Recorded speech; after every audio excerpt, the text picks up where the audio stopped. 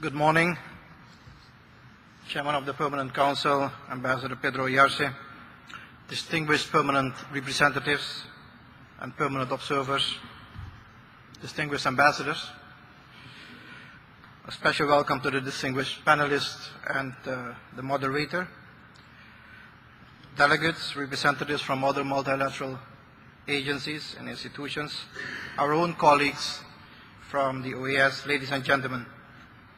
I am pleased to join you this morning for this important 17th OAS Policy Roundtable on Corporate Social Responsibility in a time of crisis.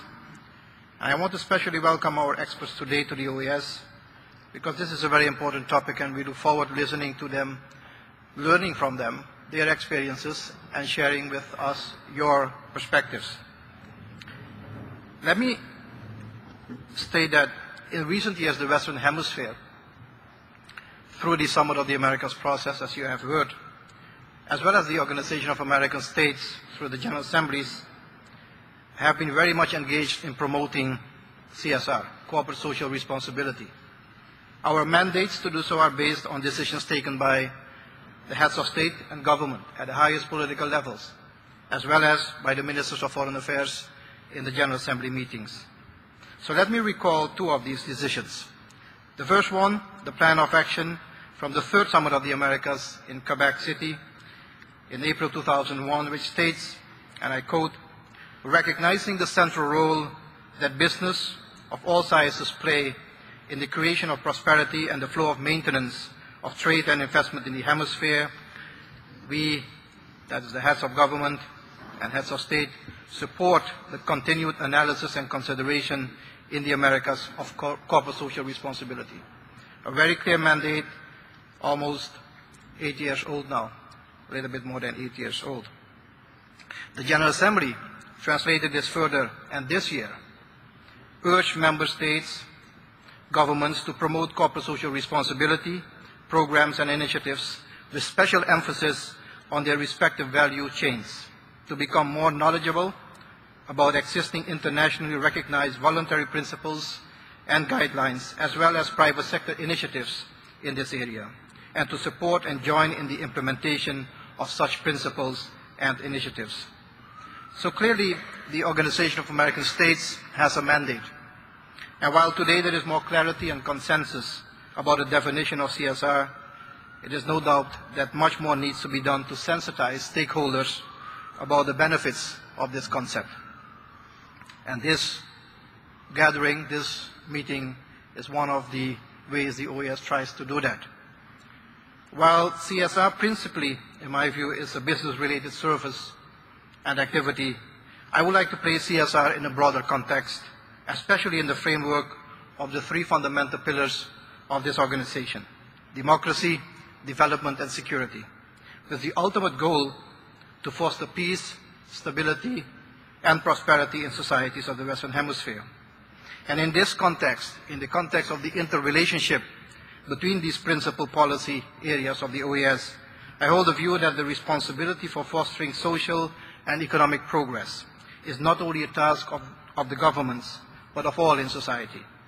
It is a collective responsibility, it is a shared undertaking that not only requires structured consultation on the direction of a country with all the social partners, but it assumes also concrete contributions of all sectors to the well-being of the society as a whole.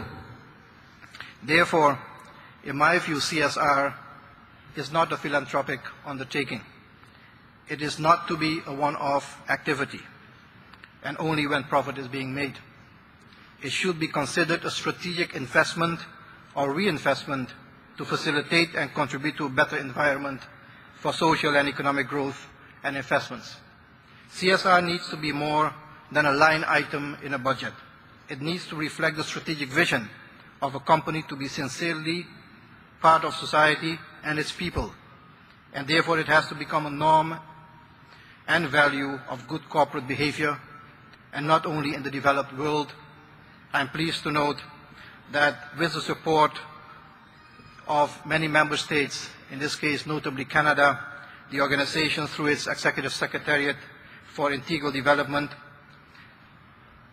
has been able to launch CSR awareness and training initiatives in Latin American countries, promoting CSR within small and medium-sized enterprises, which are considered engines for economic development and job creation. So this roundtable is really aimed at discussing CSR in a period when countries and businesses are going through a difficult time.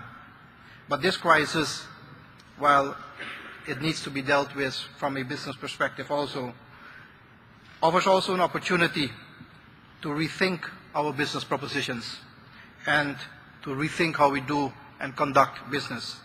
Not an easy task if the immediate objective is to save capital and to focus on core business. But I believe it is good business not to go the traditional route of looking only at the profit line in the budget. Investing in people and in their lives is ultimately beneficial and most likely profitable to the corporate entity itself.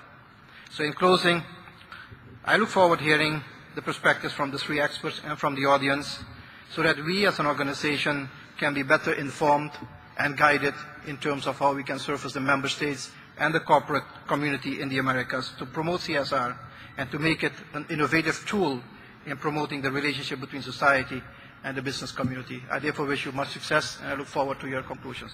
I thank you very much.